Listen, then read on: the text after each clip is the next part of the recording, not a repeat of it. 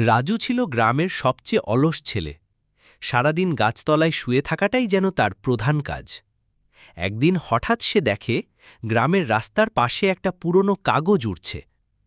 কৌতূহল থেকে কাগজটা তুলে পড়ে দেখে একটা সোনার কলস পুঁতে রাখা আছে বড় বটগাছের নিচে। এটাই বুঝি আমার ভাগ্য ফেরার দিন। রাতারাতি রাজু কুড়াল আর বেলচা নিয়ে বের হয়, শুরু করে বটগাছের নিচে খোঁড়াখুড়ি।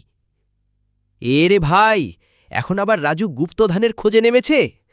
হা হা হা, ধন পাবে তো কি, কলসের ভেতর হবে টিকটিকি। হাসো হাসো, যখন ধন পাব তখন দেখব কার হাসি থাকে। হঠাৎ মাটির নিচ থেকে ছোট একটা কলসের মুখ দেখা দেয়। পেয়ে গেছি। রিন্টু কলসটা টেনে তুলতেই হঠাৎ চারপাশে শুরু হলো ঝড় বৃষ্টি, সাথে অদ্ভুত গর্জন। মাগো, আমি তো শুধু একটু টাকা চেয়েছিলাম, এত কিছু চাইনি।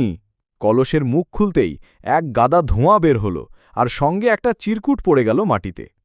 এই কলস যার হাতে যাবে তার অলস জীবন শেষ, এখন থেকেই শুরু হবে খাঁটি পরিশ্রম। হা হা হা, গুপ্তধনের বদলে গেছিলে অলসতার মৃত্যু নিয়ে? মানে এখন থেকে সকাল সকাল উঠতে হবে? ভোরবেলা রিন্টুকে দেখা গেল নালা পরিষ্কার করতে, রাস্তা ঝাড়ু দিতে, ঘেমে একেবারে ভিজে একাকার। রে রে রিন্টু, তুই কাজ করছিস? ঠিকঠাক আছিস তো?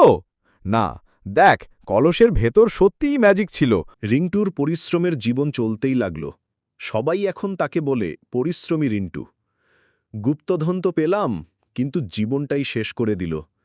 যার দরকার সে এসে তুলে নিক, আমি আর না। কাকা, আমি নিচ্ছি কলসটা। না রে বাবু, তোকে বলছি, এই কলস যত দূরে থাকে তত ভালো। তাহলে এটা আমি শত্রুর বাড়ির সামনে পুঁতে রাখব। এর থেকে বোঝা যায় সব সোনার কলসই ভাগ্য নয়।